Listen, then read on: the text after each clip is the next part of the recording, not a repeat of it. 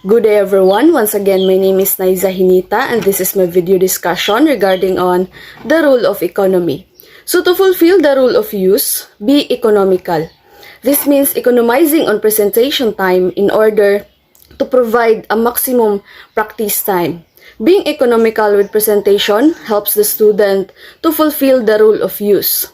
With less time spent on the presentation, the students are afforded more time to practice.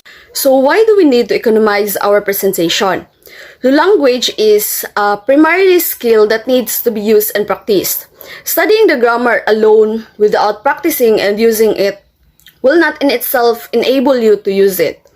So just like for example, you are playing a certain game like sepak takraw. You're studying the techniques, the rules, and the way on how to play that specific game, but you're not practicing and using the things you have studied and learned. So that will cause you, or it will cause you to remain your learnings as a rule to understand.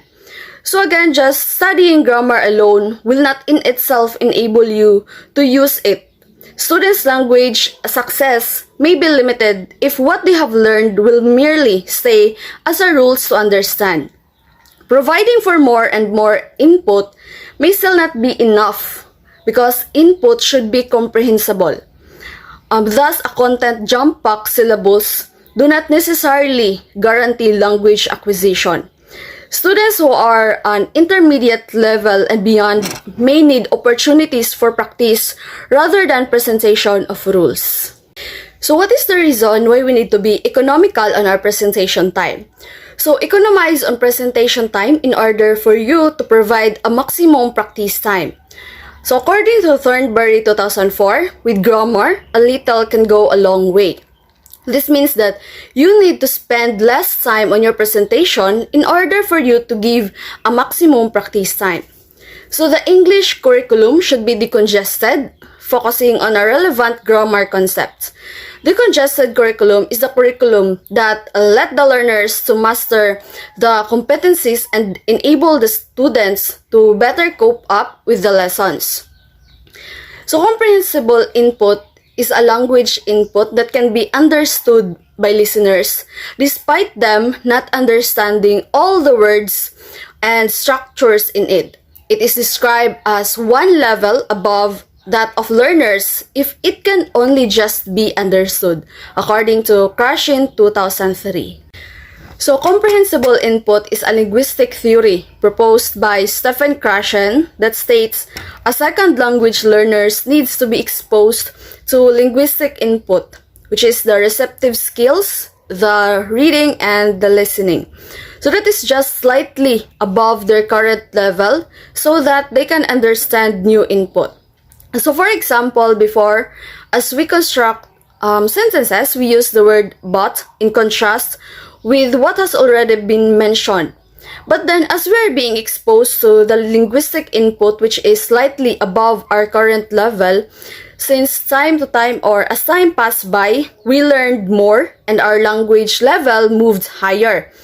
We understand that the word but is used in more conversational and in informal context. We learned also that the word however is a contradict to something that has been said previously.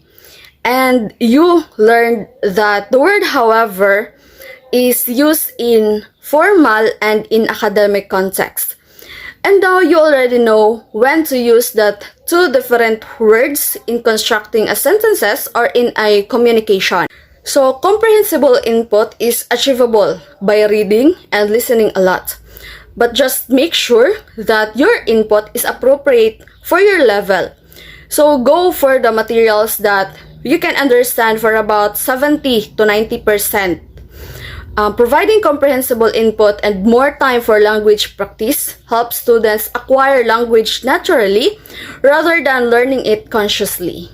So as time passed by, with the language learners' usage of the target language increased, our comprehension level also increased. So teachers should be able to strategize on how to present the rules efficiently and effectively.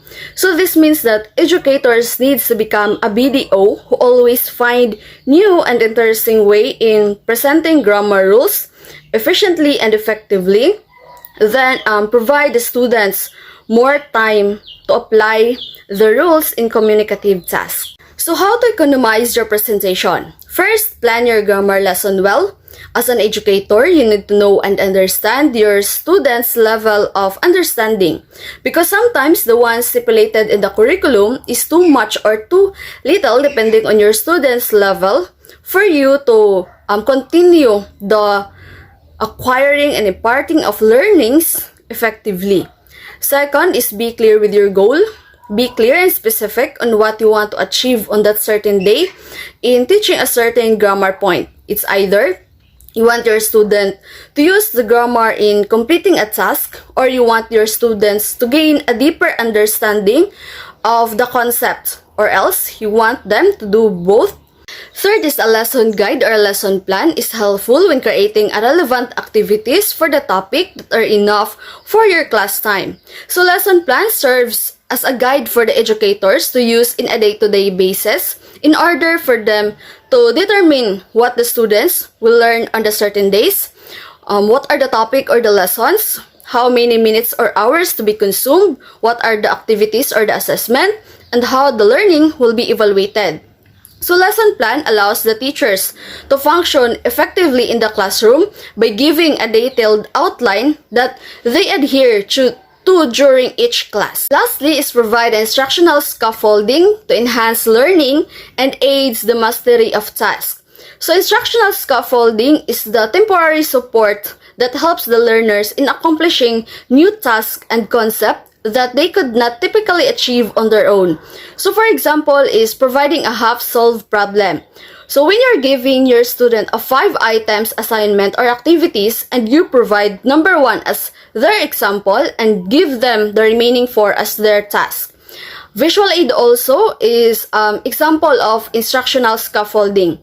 Also, the graphic organizers like the charts, concept maps, infographics, and mind maps is an example of instructional scaffolding. This helps the student to convert and compress a lot of seemingly separated information into a structured and simple to read graphic display.